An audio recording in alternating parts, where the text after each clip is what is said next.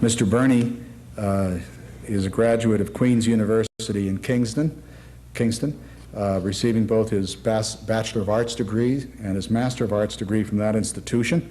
He joined the External Affairs as a Foreign Service officer in 1963.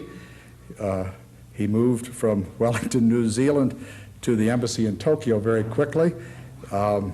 He studied with the U.S. Department of State's Japanese Studies Center there, and subsequently, not necessarily consequently, became counselor for political affairs in that embassy.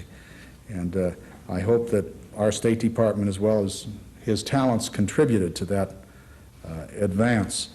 Mr. Burney has served at his headquarters as head of the Officer Assignment Section in Personnel at a very early stage in his career, indicating, I think, the respect of his peers and seniors.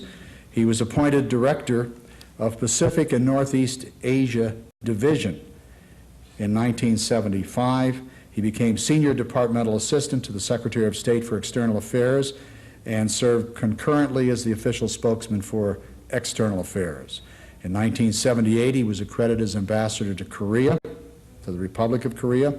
He returned to headquarters in October of 1980 to serve as administrator for the Ottawa Summit, which was hosted, as you know, by Canada in July of 1981. In September of that year, he was appointed Assistant Undersecretary for the Bureau of Trade, Development, and General Economic Relations. In September '83, he became Assistant Deputy Minister for United States Affairs. He was the agenda coordinator for the Quebec Summit meeting in March of 1985. He served as the Chief of Staff to the Prime Minister from 1987 to 1988, and he became Canada's 15th Ambassador to the United States in January of 1989. Since October of 1989, he has assumed the additional responsibility as the Prime Minister's personal representative for the Economic Summit, which will be held here in the United States in 1990. It's a series of very impressive responsibilities with which he has been entrusted by his government. He brings to us a notable background, and we're delighted that he's willing to share his views with us this evening on Canada's foreign interests in a changing world. Ambassador Burney.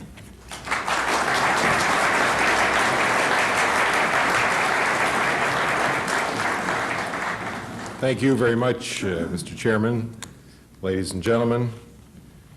I'm very pleased, obviously, to be here with you today. And after that very detailed introduction, I was reminded of a story of a fellow in Washington not too long ago who wanted to buy a pet. Went to the local pet store, and the owner said, "Well, I got a special today on parrots. I've got one right here." He said, "If you're linguistically inclined, this parrot speaks 5 languages, English, French, Spanish, German, and Italian, and it goes for $2,000. He said, "But on the other hand, if you're mathematically inclined, I have one over here that can add, subtract, multiply, and divide just like a computer, and it goes for $3,000. And then he said, "I have the third one." The third one was a little older, a little rounder, a little thin on the top. And he said, "It goes for $10,000. The guy said, $10,000? My goodness." He said, "What does it do?" He said, "Well, we're not really too sure, but every morning when the other two wake up, they say, 'Good morning, Mr. Ambassador.'"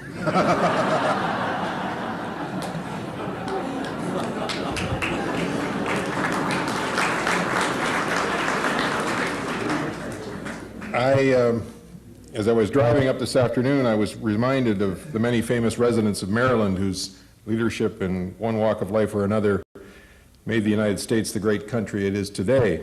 Rachel Carson, Johns Hopkins, Thurgood Marshall, Edgar Allan Poe, Babe Ruth, Elizabeth Ann Seton, Upton Sinclair, Harriet Tubman, just to name a few. Some, as you may know, even came from Canada, like George Calvert, the founder of Maryland, who left Newfoundland, we're told, because of the weather. Some went to Canada, if only briefly, and one who spent his honeymoon there in 1930 was H.L. Mencken. And looking over his room in the Chateau Frontenac Hotel in Quebec City, he remarked, What a swell hotel. 2 Gideon Bibles and 1 towel. I'm not sure what conclusion he drew from that, although we are known as a God-fearing, clean-living people up north, except when we get a hockey stick in our hands. Well, I am delighted to be here and to experience firsthand the hospitality that this vibrant and growing city has to offer. Harold Macmillan, who I don't believe was a Marylander, once pointed out that a diplomat faces a cruel dilemma. Nothing he can say can do very much good, but almost anything he may say may do a great deal of harm. Anything he says that is not obvious is dangerous, and whatever is not trite is risky. So, Macmillan said, a diplomat is forever poised between the cliché and the indiscretion. Well, Macmillan's dilemma is one I feel acutely today, because to say that Europe is being transformed before our very eyes, that the changes which are taking place in the Soviet Union or in Eastern Europe and now in Germany are of an enormity scarcely credible a year or two ago, that the pace of events was accelerated beyond anything in our experience, to say these things today certainly borders on the cliché. And yet for me to tell you why I believe this has all happened and what I believe needs to be done or not done risks indiscretion of the sort that ambassadors are expected to avoid. So I shall tread very carefully between the cliché and the indiscretion.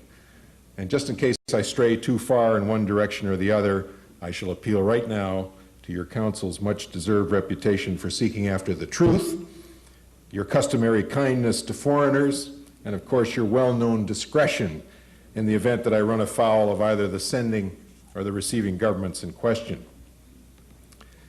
Now, if you were expecting me to talk about acid rain or free trade, I'm afraid you're in for a disappointment, because as the chairman has indicated, I'm going to wander off the reservation a bit tonight and speak to you about how Canada looks at events in Europe, about how our history and involvement in 2 world wars influences our policy towards the revolutionary changes that are underway, and about how the interests and objectives which Canadians and Americans share should encourage us to take a common approach towards the reform process we are witnessing from Berlin to Moscow. Let me first make a pitch for my profession, the much maligned but essentially noble profession of diplomacy. In 1947, as the full magnitude of the Cold War began to become evident, it was hard for people to imagine how the situation in Europe could ever be resolved without resort to another war. The Soviet Union was an established military power in the grip of ideologues for whom negotiation and compromise were anathema. It seemed inevitable that there would one day be a clash between Soviet communism's evident determination to expand and the West's unquestioned determination to resist. In those dark days, Walter Lippmann reminded us that it is precisely when the weather is bleakest that diplomacy is needed most. There would be little for diplomats to do, he wrote, if the world consisted of partners enjoying political intimacy and responding to common appeals. For a diplomat to think that rival and unfriendly powers cannot be brought to a settlement is to forget what diplomacy is all about. Lippmann's advice was heeded. Western governments armed themselves to deter and to resist, but they never abandoned their parallel efforts to talk to and forge ties with Moscow. There were times when those efforts seemed pointless, but in between there were also moments of hope. And finally, in the mid-1980s, the cycle of freeze and thaw was broken, and a new order emerged, one whose true dimensions we are still assessing. The explanation, in my view, was twofold. First, for 40 long years, Western leaders successfully maintained a credible deterrent and resisted fashionable appeals for unilateral disarmament. By doing so, they gradually disillusioned those in Moscow who believed that belligerents could be rewarded. Secondly, throughout the same arduous period, Western governments and individuals never failed to practice diplomacy, to keep open their lines of communication with the East, and to offer a hand in friendship and cooperation towards the time when it might one day be seized. And that day eventually arrived. Strong defense and determined diplomacy kept the peace and kept hope alive. And when a new and more enlightened leadership then appeared on the scene in Moscow, it was not only able to make a realistic comparison between the prosperous Western way of life and the decaying Soviet system, but it was also able to engage in new thinking and perestroika, confident that the West would not seek advantage, but encourage and assist. I believe President Gorbachev and his colleagues deserve credit, not just for having had the wisdom to draw the right lessons from their history, but for having had the confidence to throw out old and discredited ideas, and for having had the courage, frankly, to embark on new and untried policies, even at considerable risk to themselves. And of course, without glasnost in Moscow, solidarity would have continued to languish in Poland. Charter 77 members in Czechoslovakia, including a writer who is now the president, would have remained in jail. Reformers would have stayed underground in East Germany. Despots like Ceausescu and Zivkov would have prevailed, and we would still today be dealing with the problems of a divided Europe rather than the challenge of a uniting Europe. The people of Eastern Europe also deserve our praise for their dogged resistance to communism and for their efforts to throw the rascals out when the opportunity finally presented itself, though the risk of what might follow weighs most heavily on those in Eastern Europe advocating change. It is obviously a time for rejoicing, but it is no time for complacency. Some years ago, Arthur Schlesinger wrote, "Far from unveiling the secret of things to come, history bestows a different gift. It makes us, or should make us, understand the extreme difficulty, the intellectual peril, the moral arrogance of supposing that the future will yield itself so easily to us. If we knew what to expect, policymaking would not be the risky business it is today.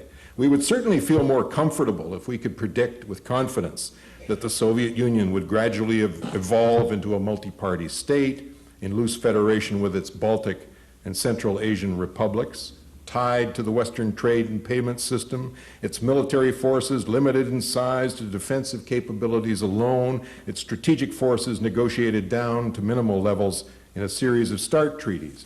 We would certainly feel more comfortable if we could be sure that the East European states would develop smoothly into stable and prosperous democracies, living together in peaceful alliance, having resolved outstanding problems related to borders and ethnic rivalries. And we would certainly take comfort from the anticipation of a stress-free process of German reunification, or unification if you prefer, which ensured that Germany's neighbors could take their security for granted. Well, unfortunately, the history of Europe and close scrutiny of current events should make us cautious about forecasting fair weather. In fact, we face a huge challenge, at least as great as that which we confronted in 1945. It is to complete the transition from war to peace in Europe and to construct a new order for the continent. Making effective policy for the next century is not going to be for the faint-hearted. Canada's outlook is very much conditioned by our past involvement in Europe. Canadians, like Americans, have twice gone to war in Europe to preserve democracy and overthrow tyrants. Whatever our differences might have been, we have not been able to avoid the fact that our own security has been, and still is, intimately linked with that of Europe. Canada lost 60,000 killed in World War I, which for us began in 1914, and included some of the worst of the trench warfare, as well as the first use of mustard gas. We lost another 40,000 killed in World War II, which for us began in 1939, and included such disasters as the raid on Dieppe. It is a little-known fact in the United States and in Europe that 1 in every 5 Allied soldiers who went ashore on D-Day was a Canadian, almost 15,000 in all. Canadian forces led the breakout from the Normandy beachhead, helped to liberate the Channel ports, took the German surrender in Holland, and occupied parts of northern Germany. In 6 years of war, more than 1 million Canadian men and women saw service in Canada's armed forces, almost all of them volunteers, out of a total population of only 12 million. On VE Day, the total strength of the Canadian Army was just short of 500,000, with 280,000 Canadians in Europe. Distance gave Canada no escape from the consequences of the outbreak of war, and at the end of the war, we knew that distance would give us no escape from the consequences of a bad peace. That is why we believe today we have every right to participate fully in the decisions and the agreements consolidating the changes now underway in Europe. As our Prime Minister said recently, our passports to the decision-making councils of the new Europe are to be found in the graveyards of that continent, where our brave young men and women upheld the most fundamental tenets of freedom and paid the ultimate price. We are obviously pleased, therefore, to have been assured that the 2+4 discussions on the future of Germany will deal solely with the rights and obligations which the four powers had assumed over Germany and Berlin in 1945, and that the security aspects of German reunification and the future security arrangements for Europe as a whole will be discussed and decided in NATO, which is where they belong, in our view. Canada, along with everyone else in the alliance, has been struggling to keep up with events in Europe and to steer them in desirable directions. We claim no monopoly of wisdom, but we do recognize that the dogmas of the past are inadequate to an unpredictable future. We have two objectives in Europe: a durable peace and effective links for Canada with that continent.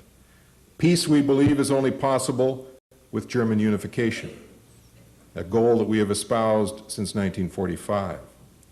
Our Prime Minister said in a speech in Toronto 2 weeks ago, we strongly support unification of the two German states resulting from self-determination freely expressed. Peace is also only achievable, we believe, if Germany firmly commits itself to the inviolability of the border between East Germany and Poland and avoids statements or actions which could exacerbate tensions instead of contributing to a general sense of security. Peace, in our view, will be possible only if the new Germany also finds a welcome home in Europe and in the institutions it shares with North America. We strongly favor German unification taking place within a set of commitments that would strengthen international security, including the security of the Soviet Union and the states of Eastern Europe. Specifically, we would like Germany to remain a party to the North Atlantic Treaty.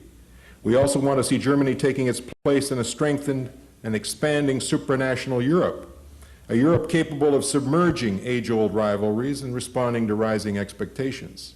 That is why we have long supported the evolution of a European community, such as the one envisaged in the Treaty of Rome and now taking form, a community headed towards political, economic, and monetary union, and hopefully one that will provide for some form of close association for the new democracies of Central and Eastern Europe. In some respects, the greatest threat to the peace today lies in the frustrated demands of the people of the new democracies for a share in the wealth of Europe denied them for so long. It would be nothing short of tragic were liberty, so laboriously achieved, now to founder on the shores of economic discontent. Tyranny, we should remember, breeds in conditions of poverty, not prosperity. That is why the Canadian government has already provided more than $70 million in relief to Eastern Europe, most of it in grant form.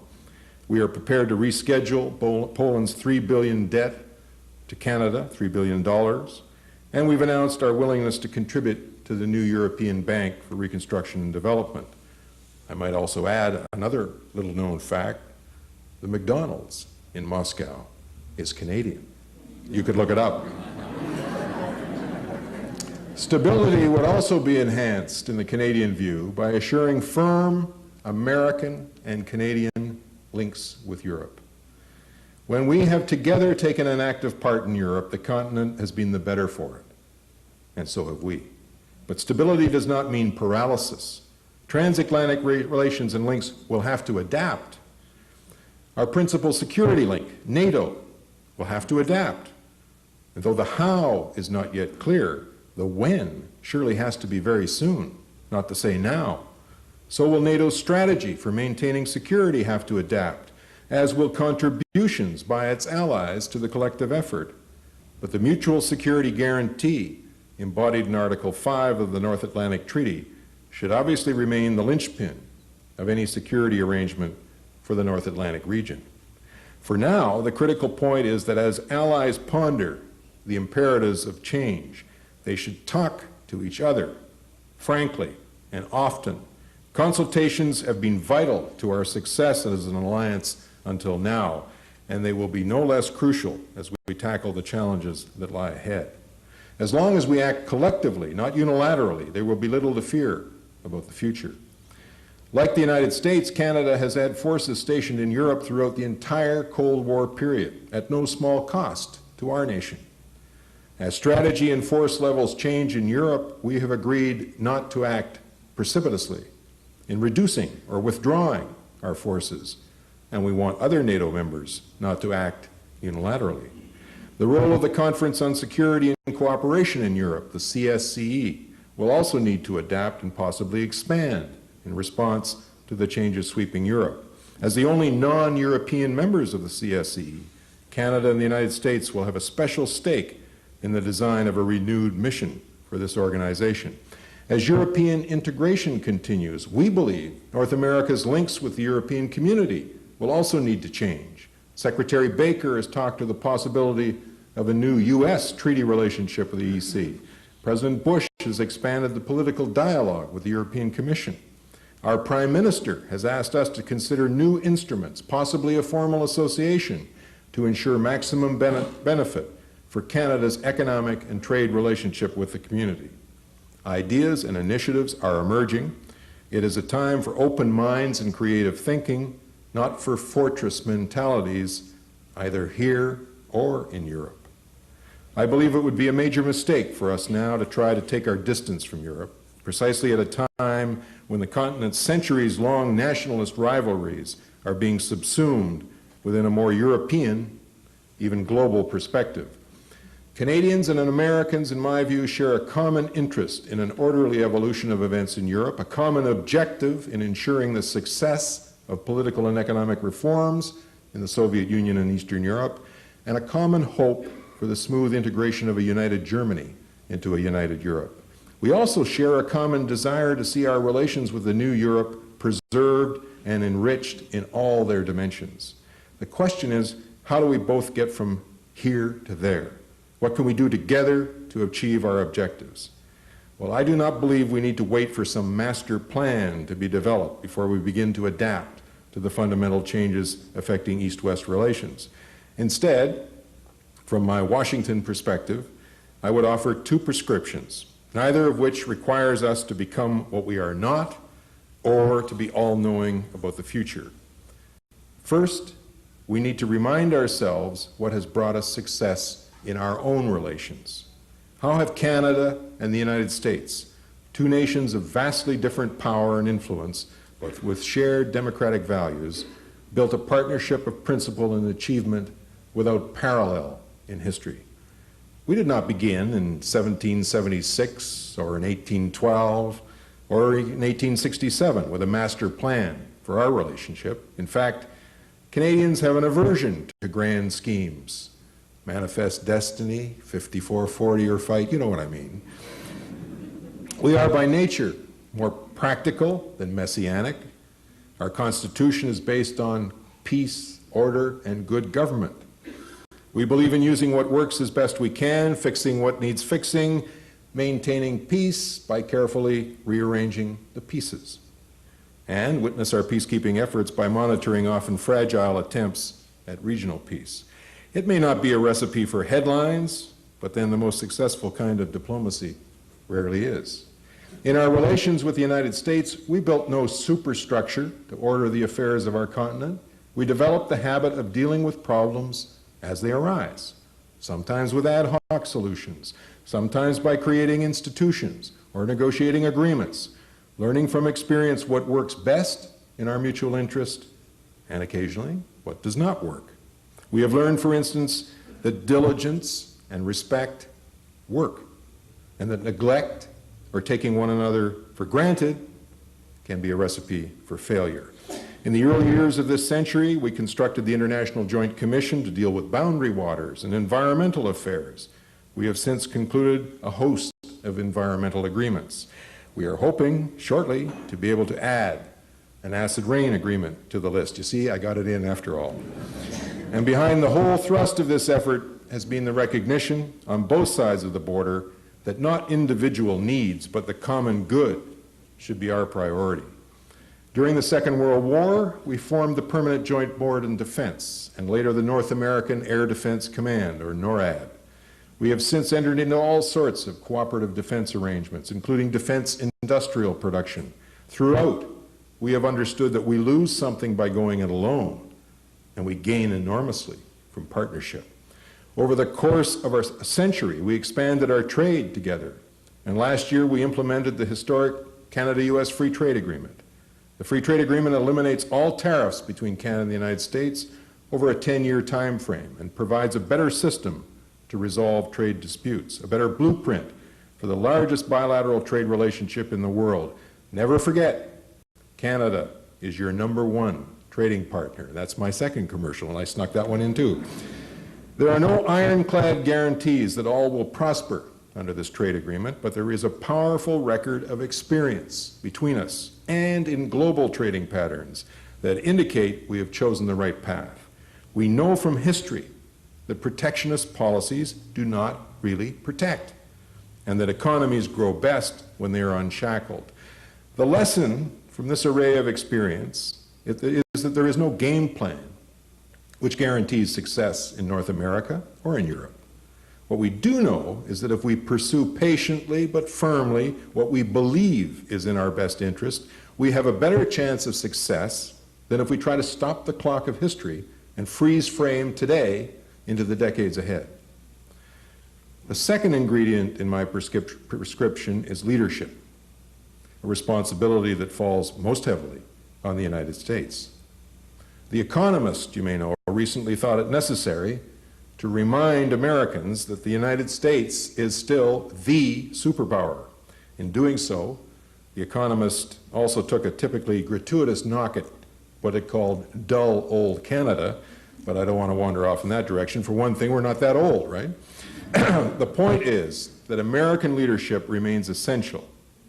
There is good reason for the remarkable parade of statesmen, new and old, to Washington these days.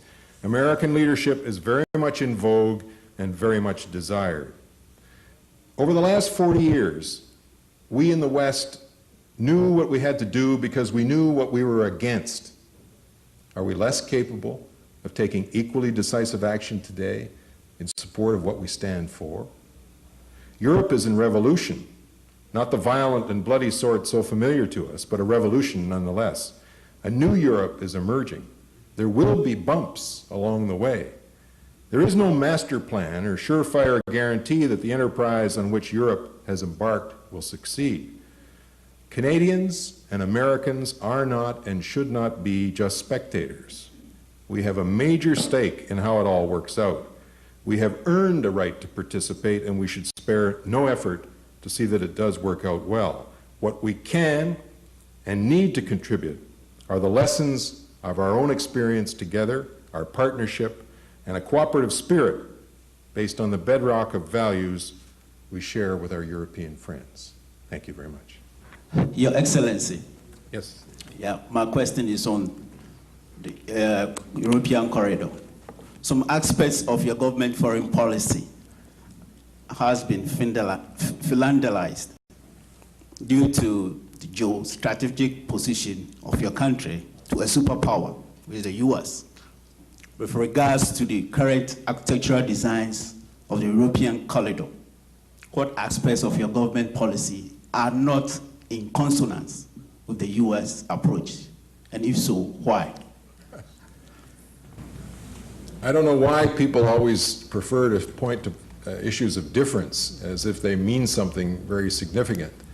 I think that the aspects of our approach to Europe that are in common with the United States far outnumber the issues in which there's much of a diversion. We obviously have different points of emphasis and different points of concern with respect to individual European countries. But insofar as the fundamentals are concerned, whether it's security, or whether it's commerce, or whether it's environmental, or whether it's almost any other fundamental facet of foreign policy, I would say that there's much more in common between Canada and the United States with respect to Europe than there are differences. And that's reflected by not only our common alliance, NATO, but in terms of the position we've taken on trade in the multilateral trade negotiations, where we find ourselves closer to the position of the United States in many respects, not always identical, but very close, than, say, the position of Europe on things like agriculture policy, to give you one example. So I would say that it would be difficult for me to point to a major area of divergence between Canada and the United States with respect to our foreign policy insofar as Europe is concerned. The question is, would you comment upon Canada's policy toward the rest of the world? Hong Kong was one example. I like the editorial license of your chairman. Well, I tried to concentrate on Europe because I thought it was probably the most topical, and I also wanted to hold my audience as long as I could. I thought if I went around the globe, people might be drifting out before I got finished. Obviously, I could talk at some length about our relations with Japan, our relations with China, our relations with the Western Hemisphere. I think one point I could have made is that Canada decided last year to join the Organization of American States. That's a decision that we took after a good deal of study and many different kinds of recommendations that our government examined. We took the decision ultimately, I believe, as a strong symbol of a new commitment by Canada to this hemisphere and to the problems as well as the potential of the hemisphere. With respect to Hong Kong, I think you'd find that our position is closer to that of the United States than to that of Great Britain. At the microphone, please. I agree with your position regarding a unified Germany remaining in NATO. If you were sitting at the table with the Soviet Union negotiating over the matter, how would you convince them that a unified Germany should remain in NATO? If you'll allow me to follow hypothetical questions with hypothetical answers, which is a risk that no proper public servant should ever venture into, but if I can stick with the caveat I gave about my remarks at the outset, I would say that that is ultimately in the Soviets' interest every bit as much as our interest in terms of stability in Europe, and I would elaborate on that in some detail. But in other words, I think that we now are at a point where the Soviet Union and the West wants stability in Europe rather than domination. And as far as I'm concerned, the best way to assure the Soviet Union of a stable Europe is to convince them that West Germany, or that Germany, unified Germany remaining in NATO, is a good prescription towards that end. More so than a neutral Germany? Absolutely. Thank you. Again at the microphone. I'm curious about your opinion on the effect of ethnic strife in Eastern Europe on the chances for democracy there, or the success of democracy there. Well, I have no snap answer to a question like that. I recognize that ethnic tensions or nationalist rivalries, there's a long history in Europe which would be cause for concern. And I thought I had acknowledged in my remarks that that's among, you know, if I were assuming an all pure world evolving, I would assume that those kinds of rivalries would be subsumed by the spirit of democracy and economic reform, which is now evident in those countries. I can only elaborate on that by saying that I think it's incumbent on those of us in the West to support and facilitate both the process of political reform in Eastern Europe and economic reform in a manner that enables those governments to deal with their own internal questions as efficaciously as is possible. I have no magic recipe, though. I think the question is whether there's an analogy between the ethnic problems in the Soviet Union and those involving French Canadians and others within Canada?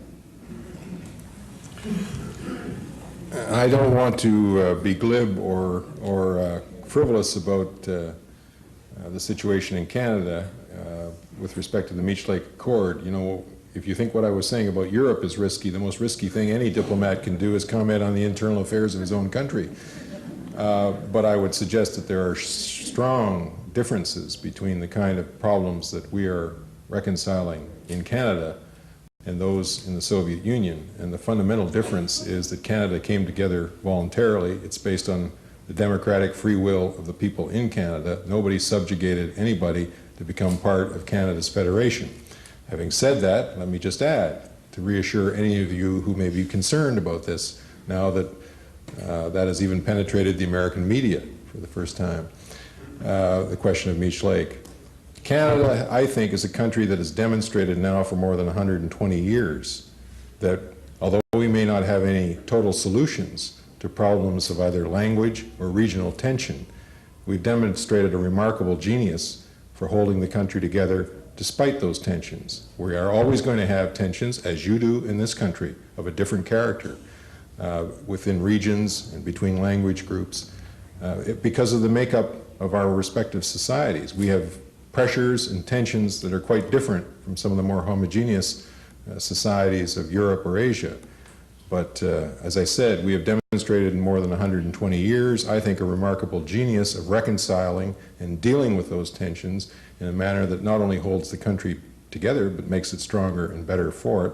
And I'm pretty confident we'll do that again.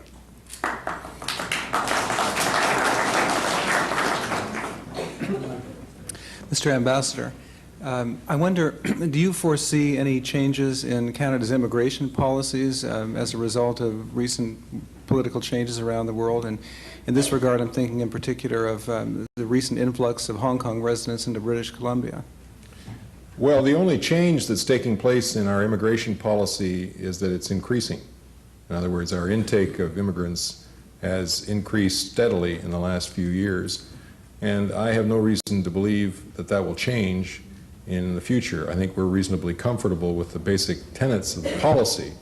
We do have problems in terms of what we call bogus refugee applications coming into Canada. In other words, people coming in claiming refugee status who are really trying to find a home in Canada even though they're not under any kind of political persecution at home. That's a problem that we're dealing with, and it's not a problem that we're finding very easy to resolve. You're right to suggest that there has been quite a change in the pattern of immigration in Canada, and that the strong influx of Hong Kong immigrants into one city in particular in Canada is creating a new phenomenon for us. But as I said in my earlier remarks, I mean, this is the history of our country. We are a country of immigrants. We are all immigrants in Canada, in a sense. And I think that as we are increasing our intake, and as proportionally more and more of the immigrants that are coming to Canada are coming from Asia, they are presenting new kinds of social stresses for us to resolve, but I'm reasonably confident that the nature of our country is such that we still recognize that the benefits of steady immigration coming into Canada. We see this as part of our advantage, if I can put it that way, with respect to the future. I think the question is, would you comment upon the possibility of an Austro-Hungarian empire re-emerging? And there are a lot of configurations one can imagine in the next century, but would you comment about that, and I think more generally upon future power configurations in Europe? I was wondering whether we had a descendant of the Habsburgs in the audience. Oh, there are all kinds of theories that people are trotting out, and most of them have more historical relevance than future application. I think when people are confronted with a situation as new and as unpredictable as the situation we confront in Europe, there's a natural tendency to look to the past and see whether the past won't reassert itself in one form or another, whether it's a Austro-Hungarian Empire revisited, or a series of little ententes between the countries of Eastern Europe reflecting what we went through in the 1930s. I think history is a useful guide, in terms of experience, but I don't think it has a magic resonance into the future, and I think that was really what I was trying to say in my remarks. I don't look to master plans as much as I look to basically countries like Canada and the United States standing up for what we believe in, recommending what we believe in, forging new institutional links with Europe, providing what we can to assure stability in terms of economic and political development in Eastern Europe in the manner that I described in answering an earlier question. Do you favor, or would you comment upon, a more integrated American and Canadian economy? Currency. I think it really had reference to currency as opposed to anything else.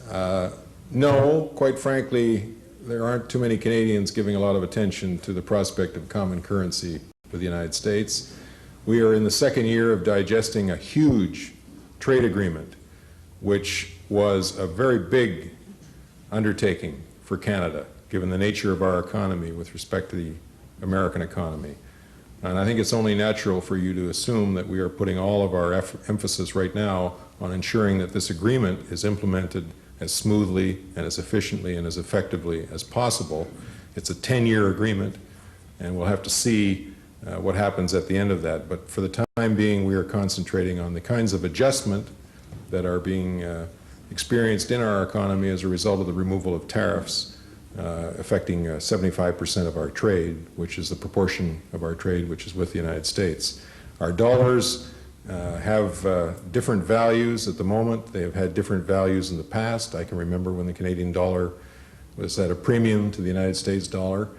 I can assure you that even though our dollar is currently lower, Canadians as tourists are still spending $2 billion annually more in the United States than all 250 million of you are spending in Canada. Your Excellency, could you comment on Margaret Thatcher's reaction on German unification, and more so her recent viewpoint that most of the European leaders are hiding behind her skirt? I think I'd leave any comments about Mrs. Thatcher right up to Mrs. Thatcher. I don't think I ever want to put myself in a position of speaking for her or about her. I'm sorry. Is there a slim chance of a restoration of funds to the defense budget of Canada after the enormous cuts taken last year? I don't think that when the government is faced with the deficit that our government in Canada is faced with, there's much prospect of an increase in anybody's budget. The government introduced a second budget in late February of this year, and it involved another major expenditure reduction across the board in terms of government operations. And while we have maintained roughly 2% increase in terms of defense spending, I think it would be very difficult to contemplate in the short term any significant increase. I would suspect, and I'm just guessing because I'm not the Minister of Finance, I would suspect that it's more likely to go in the other direction. Thank you.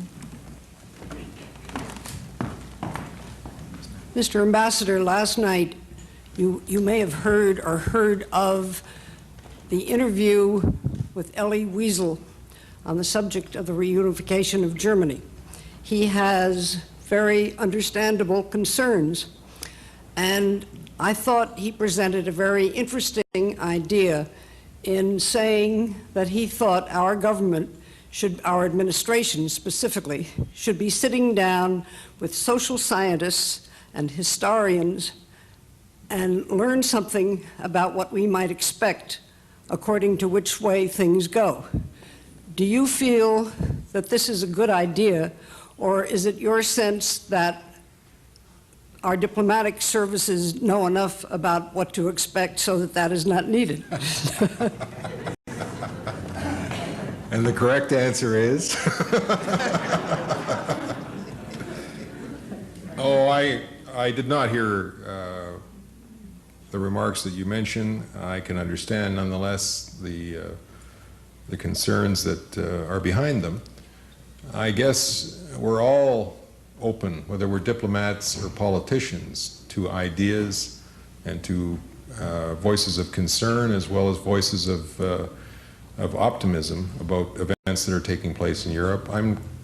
I have to be sensitive to the degree to which countries other than people other than the Germans themselves can visit upon the Germans recipes for their own future. We are all conscious of history. I think it's fair to say the Germans themselves are very conscious of their history. We're certainly open to, any government in a democracy anyway, is open to the advice of social scientists and to philosophers and to anyone else. But I think you would recognize the distinction that would have to be made in terms of what countries can do legitimately in terms of influencing events in other countries and what they cannot do. And I have given you, I can assure you, as clear a statement of what I believe to be the position of the Canadian government with respect to events in Germany, as clear and as pointed as I could possibly do in my speech. Do you think your national health system has been effective? A comment on your internal politics. And would you care to comment on whether it would work in the United States? The answer to the first question is yes. The answer to the second question is it's none of my business.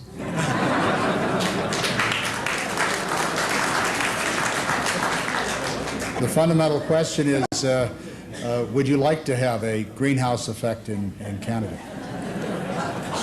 But just think what that would do to our tourism to the United States.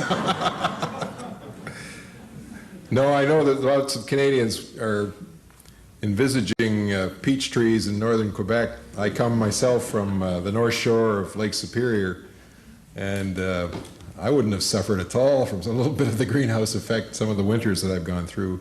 More seriously, obviously, despite its paradise-type attraction to we Northerners, I think that we are every bit as concerned about the damage of climate change, and we are looking forward to that being one of the topics that I would hope that the leaders, when they meet in Houston later this year, will give some attention to.